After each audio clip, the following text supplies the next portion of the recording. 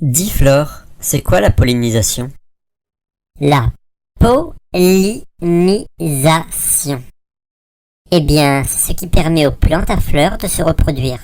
Je vais t'expliquer. Non, attends, c'est moi qui vais t'expliquer.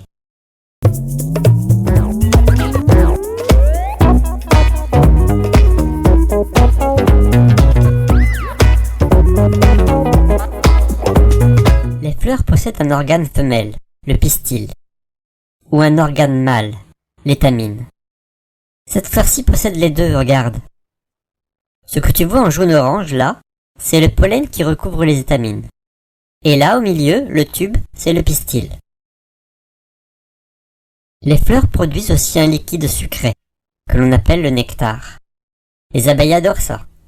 Elles volent de fleur en fleur pour le boire. On dit qu'elles butinent.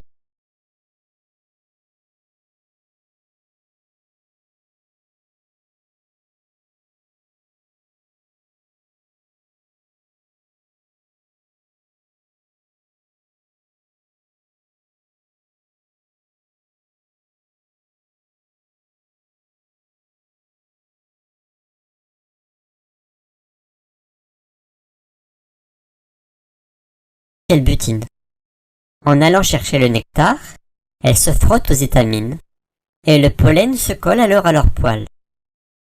Quand elles visitent une autre fleur, elles déposent en passant du pollen sur le pistil. Tiens, regarde, cette abeille vient d'une fleur voisine.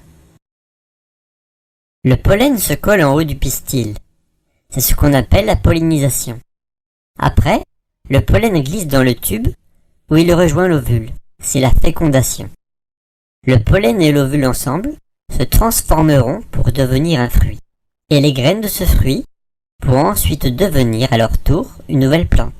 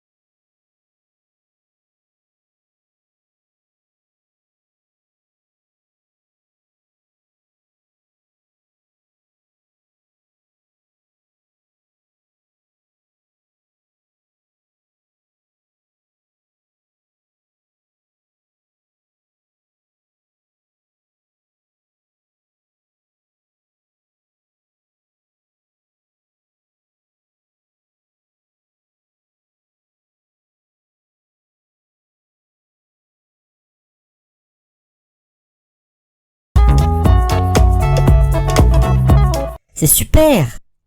Si j'ai bien compris, les plantes à fleurs donnent à manger aux abeilles, et en échange, elles leur permettent de se reproduire.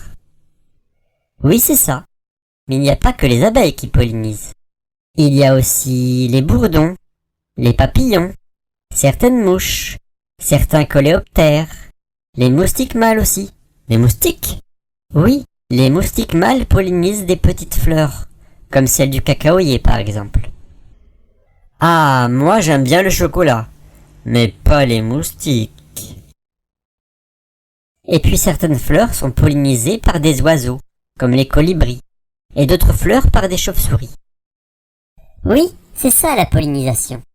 Le pollen peut aussi être emporté par le vent, qui joue le rôle de pollinisateur, comme pour le noisetier qui fleurit en hiver, alors qu'il n'y a plus d'insectes dehors. Mais les insectes assurent la grande majorité